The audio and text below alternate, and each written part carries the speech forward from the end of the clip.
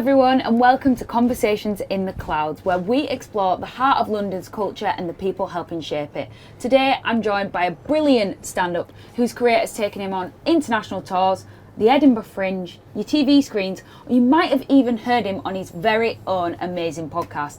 He's sharp, intelligent, and a great storyteller. Welcome, Tom Lucy. Thanks. You're in the clouds. I know, look, it's an interesting place to be interviewed, isn't it? Yeah. Hanging over a river. Yeah. I think we should start the first question light then. Yeah, okay. What is the most only in London moment you've had recently? I had somebody shout the word gout at me from a van. Do you know what gout is? I think I do, yeah. It's a sort of old medieval disease, and I used to have a joke about my dad having gout, and someone pulled up in a white van the other day and shouted gout at me, and it was weird because there was a few people around and they all didn't really know what was happening. So that's quite a London moment, isn't it? That's a very Being London shouted moment. at from a van. Yeah, not every city would do that. Now, have you ever been on a cable car before, or is this your first time? This is my first time on the London cable car. I've done others in other countries, but I didn't even know this was here, to be honest. And you've grown up in London, right? Yeah, I've always lived in London, so this, I didn't know this was here, but this is cool, isn't it? And then you've got the O2 there. Yeah, coming the O2. Up.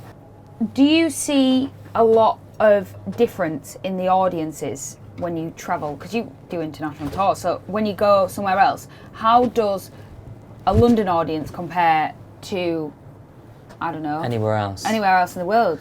I think London is great. It's obviously like there's so much history of comedy here, so it's a great place to perform, but the bar is quite high, so I think you have to be, the audiences are used to seeing quite a high level of everything, like comedy, music, art, like, which is everything happens in London. So I think if you're doing a show here, it's very like fulfilling when you get it right, but it's quite a scary audience sometimes. Yeah, we've got high expectations. Yeah, I'm sure it's the same for like musicians or anyone who comes and does shows here. It's, you want it to go well because the audiences are used to seeing really great stuff. So I think it's quite like inspiring. It sort of makes you better. Yeah, you feel like it pushes you to... Especially if you start in London, which like I started in all the clubs and pubs around London. So that is a really hard scene to start on. So yeah, I think it's great for comedy. It's kind of the best in the world, really. I mean, you said it.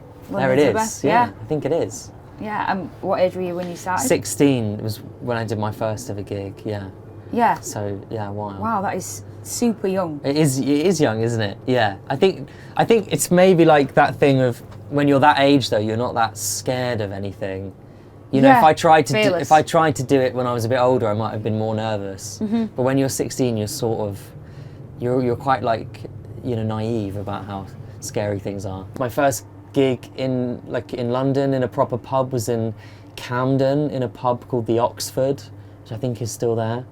And yeah, I did all the clubs, and the comedy circuit in London is very kind of hierarchical. It's like the open mic nights, and then the kind of smaller comedy clubs, and then the bigger comedy clubs. So you got to work your way up. You kind of like work your way up. It's quite like, in a way, it's quite easy because you know that you're like climbing this ladder. And then the end of the ladder is like somewhere like that, like the O2. Which comedians who play, I mean, I've opened for people there, but obviously I've never done it myself. Yeah. But like that would be, if you're talking about London venues, that's like the top of the tree, isn't it? Yeah, I mean, you've got a bit of a pressure to make a few people laugh if you I mean, that's pretty terrifying, isn't it? 16,000 people. It's also, what's funny about those big venues is that people leave quite early in the show. I don't know if you've seen people in big arenas in London, but because they're all trying to get the tube home, people always leave like 10 minutes before the end of the show. Yeah, so you think, oh no, am I... So I think people on stage are like, oh, the people are leaving, but they're all just rushing to get the tube.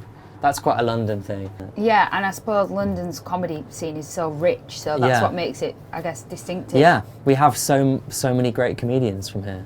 Mm-hmm. I mean, like, when I was growing up, I was so into like Mickey Flanagan and people like that. They're just like really iconic London, people. So yeah, there's a lot of pressure because a lot of Londoners are unintentionally funny, I would say. Yeah, Londoners are funny. I think the average person from London is funny. I know. And that's not, you couldn't say that about all cities, could you? No. You know, I don't want to name and shame any other cities, but Yeah. there are some that people are quite boring in. Yeah. London is not boring. You could definitely not boring. Because you've been doing comedy from a really young age. Yeah. At what point did you think, right, I can make this my job? I think, like, when I was about 18, I got asked to go on tour with Jack Whitehall as his opening act, and that was like a really big deal, for obvious huge reasons. Deal. Yeah. So yeah, that was like, oh, maybe I can do this for a living. Yeah. So that was big, yeah. So once you've got some experience under your belt, what would you tell someone Yeah. is like a top, like, do not do this for your first show? I would say the biggest mistake that I see new comedians making is bringing family and friends to their first show. Is that a 'Cause no-no? I think it is. I mean, it happens a lot, but I think people bring like 10, 15 people with them to their first gig, and it inevitably goes quite well because it's full of your family and friends. But then you leave thinking, oh, this is quite easy, and it's not easy. Yeah. And what you really want to do is go and do it in front of a load of strangers who have no idea who you are. That's the ultimate test. And then if you can do that, then you can be like, oh, okay, this works. But doing it in front of family and friends is kind of a mistake, I think. I think just try and be brave and just do it. Yeah, just do it somewhere completely new. Mhm. And speaking of new, if somebody's new to London, new to the comedy scene, Yeah. where would you send them? I mean, the Comedy Store in Leicester Square is so famous. It's like everyone has been through that place. So if you're into comedy and you're coming here, definitely go to the Comedy Store. It's like you can feel it.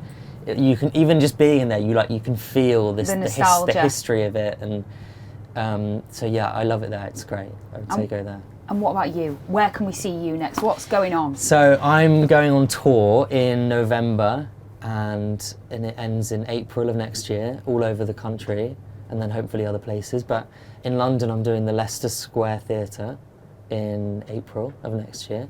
So come to that. Be there or be square. Yeah, exactly. And don't shout gout at me. Yeah, Or please. if you do shout gout at me, I'll know that you've seen this interview, so that will be a nice moment. And we'll know that Yeah. Yeah. TFL to the world. TFL, yeah. Yeah, No, yeah. I would come to the show in Leicester Square Theatre. There it is. there you go. Well, Tom, I've loved having a conversation in the cloud. Thank you so much for joining Thanks. Am I allowed out now? me. Yes. Is it you like a are. hostage situation? Yeah. Do I have to stay in here? No, this has been fun. Thanks. You're welcome. Yeah, I didn't know this was here, so I'll come back on my own when I'm not being filmed.